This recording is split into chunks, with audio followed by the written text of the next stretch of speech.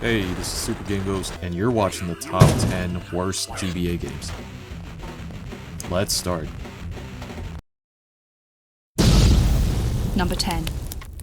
Medal of Honor Underground is an FPS game released in 2002. It was developed by Rebellion Developments and published by Destination Software. In an older video, I said that the FPS game Ice 9, which was also for the GBA, looked kinda bad graphically. This game, however, makes Ice 9 look like a masterpiece.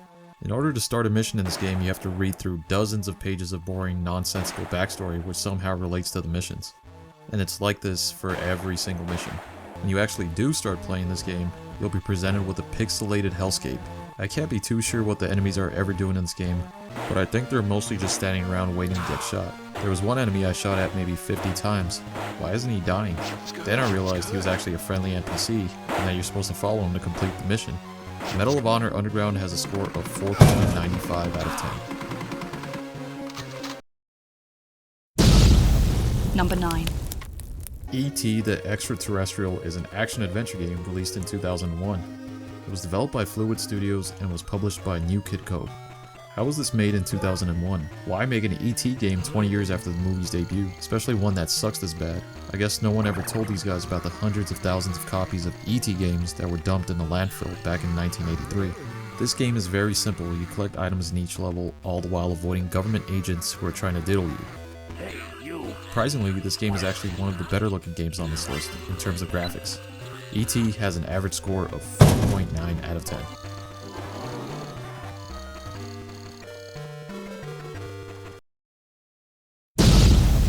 Number 8. Van Helsing is an action-adventure game released in 2004. It was developed by Sapphire and published by Vivendi. Van Helsing is based on the 2004 film of the same name. This game probably could have been good. Unfortunately, it was a rush job, and from what I've heard, the story mode can be completed faster than it would take you to actually watch the movie. Van Helsing's arsenal is pretty cool. He has guns, a crossbow, blades, and a grappling hook. Too bad they're all almost impossible to use effectively. The biggest issue with this game is how hard it is to position Hugh Jackman so that he's actually able to hit anything. The developers must have spent too much time copy and pasting the corny dialogue from the movie to bother with any gameplay refinement. Van Helsing has an average score of 4.85 out of 10.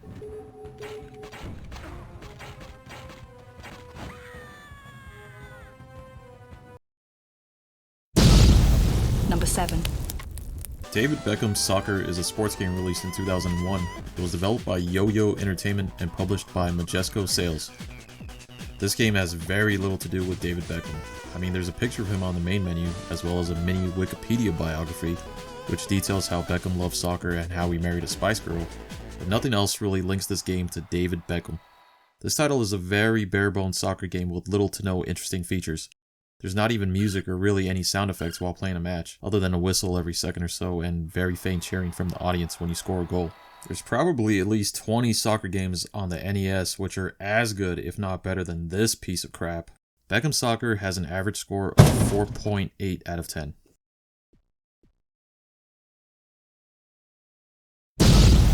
Number 6. Star Wars Flight of the Falcon is a shooter released in 2003. It was developed by Pocket Studios and published by THQ. Not a big fan of Star Wars, not even the older Star Wars stuff, which is supposed to be less cringeworthy. Either way, I can't tell the difference between them. What I do know is that this game is not very good. This game only has 14 levels and you're just doing the same thing in each level.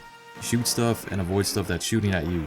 Not much else going on here. The game would have been a bit more enjoyable if maybe it looked a little bit nicer. The game tries to deliver a full 3D experience with detailed polygons and environments, but it just looks bland and it pushes the GBA hardware to a point where the game has significant frame rate issues. Star Wars Flight of the Falcon has an average score of 4.6 out of 10.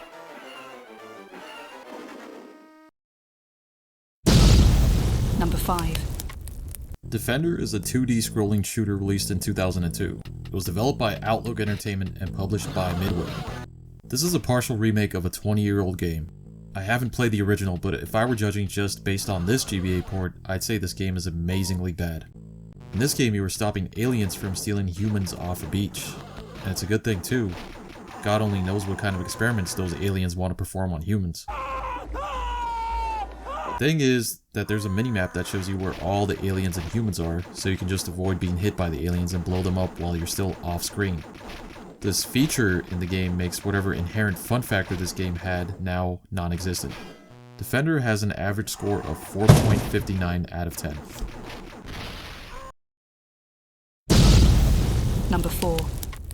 Rock'em Sock'em Robots was released in 2006. It was developed by Full Fat Productions and published by Destination Software. Rock'em Sock'em Robots is most definitely a top contender for the worst fighting game of all time. I really hope this game was initially sold for $5 at launch. There's no way this game sold brand new for more than $5. This game is based on and shares its name with the popular toy line made by Mattel. Like the toy line, you initially start the game with your choice of either the blue or red robot. As you progress through the storyline, you are able to unlock other robots with different colors. This game is easy as hell. All I ever do is hold down forward and repeatedly tap the A button and I win every single fight. Guess the developers never really fleshed out the AI for this thing. Again, I really hope this game came out with an extremely low price. I don't see how this could be worth more than a few dollars. Rock'em Sock'em Robots has an average score of 4.55 out of 10.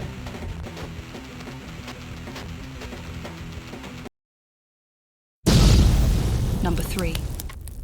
Elf, the movie, is an action/side-scrolling game released in 2004. It was developed by Jollyford Management and published by Crave Entertainment.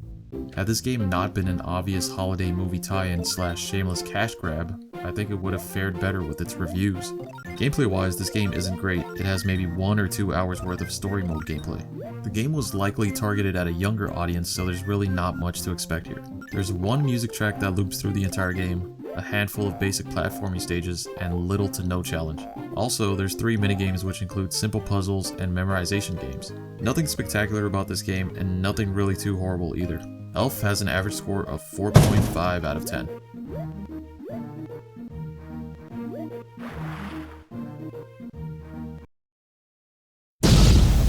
Number 2. Dragon Ball Z Taiketsu is a fighting game released in 2003. It was developed by Webfoot Technologies and published by Atari. Feels like the early 2000s saw something like a dozen Dragon Ball games released for every single console. This particular Dragon Ball game is probably the absolute worst one that's ever been released on any console. You start with 7 characters and are able to unlock 8 more as you progress. I don't know why anyone would even bother doing that, seeing as how every character's fighting style and moves are essentially the same, with the exception of a few unique moves.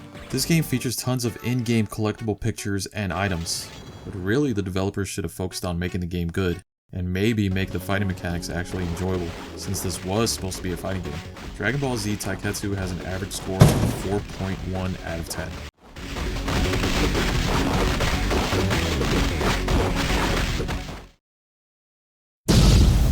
Number 1.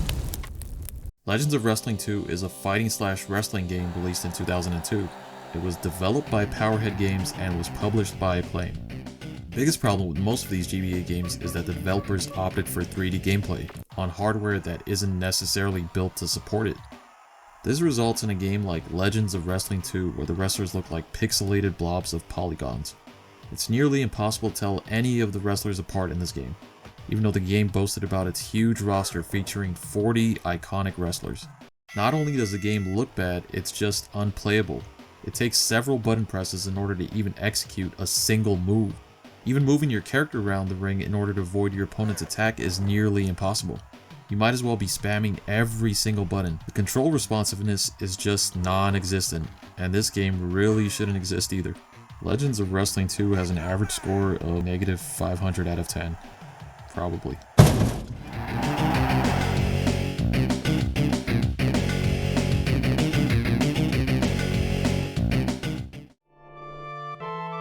Thanks for watching. Check out my other videos.